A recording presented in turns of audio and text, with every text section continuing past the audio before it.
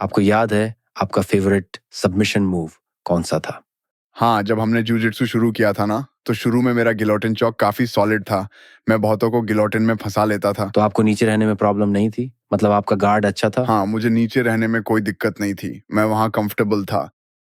पता है, मुझे घी कभी पसंद नहीं आया। हमने शुरू में घी के साथ थोड़ा एक्सपेरिमेंट किया था और जब मैंने घी उतार दिया, तो मुझे लगा जैसे मेरे पास कोई सबमिशंस ही नहीं है क्योंकि मैं कुछ भी पकड़ नहीं सकता था।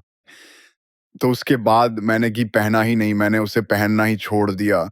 ये दिलचस्प है क्योंकि नोगी अब बड़ा नाम हो गया है और इसमें बहुत सारे इंटरेस्टिंग लोग हैं।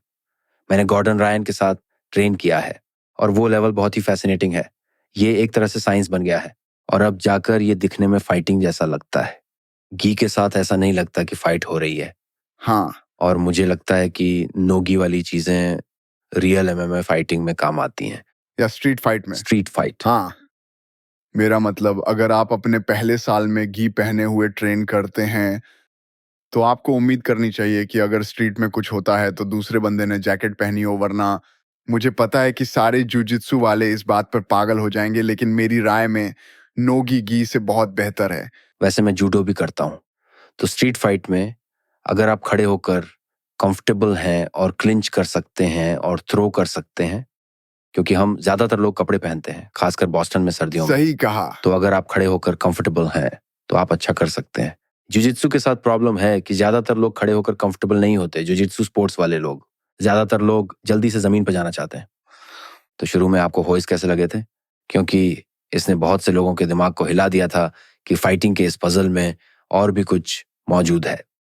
बिल्कुल सही कहा, और ये भी कि केन शैमरॉक जैसे बड़े बड़े बॉडी बिल्डर्स शामिल थे, है ना? और अलग अलग वेट क्लासेस के सारे रेसलर्स थे, और उसमें बड़े कद काठी के लोग भी थे, और वहीं होइस जैसा पतला सा आदमी सबको हरा रहा था। अगर आप देखें कि ग्रेसीज ने इसे कैसे यूज किया, तो उस समय ग्रेसी जुजित्सु का इससे बेहतर एडवर्टाइजमेंट नहीं हो सकता था। लेकिन जैसे एमएमए के लिए भी, क्योंकि इसमें बहुत सारे सरप्राइजिंग एलिमेंट्स हैं। बहुत से लोगों की प्रिडिक्शन गलत थी। उन्हें नहीं लगा था कि पतला लड़का जीतेगा। फिर उन्हें एहसास हुआ कि इसमें गहराई भी है। जुजित्सु की सबसे खूबसूरत बात क्या है? ये ऐसा है जैसे आप अपनी बेटी को मार्शल आर्ट सिखाना चाहते हैं, तो आप सोचते हैं क्या अपनी बेटी को कराटे में डालना चाहिए या इसमें। आप अपनी बेटी को 100% जिu-जित्सु में डालें, क्योंकि इसमें साइज या स्ट्रेंथ नहीं, टेक्निक मैटर करती है।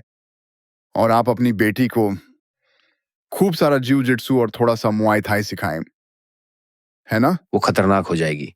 ये परफेक्ट कॉम्बिनेशन है, हाँ, क्योंकि आप अपने बेटे को किसी भी मार्शल आर्ट में डाल सकते हैं। लड़के लड़ना सीख ही जाते हैं और वो कुछ भी कर लेंगे, लेकिन लड़कियां अलग होती हैं। और दूसरी बात, ये औरतों के लिए जिu-जित्सु का सबसे बड़ा सेलिंग पॉइंट है। मतलब कोई भी औरत, चाहे कितनी भी बड़ी हो या छोटी, किसी भी आदमी को 3.5 सेकंड में बेहोश कर सकती है।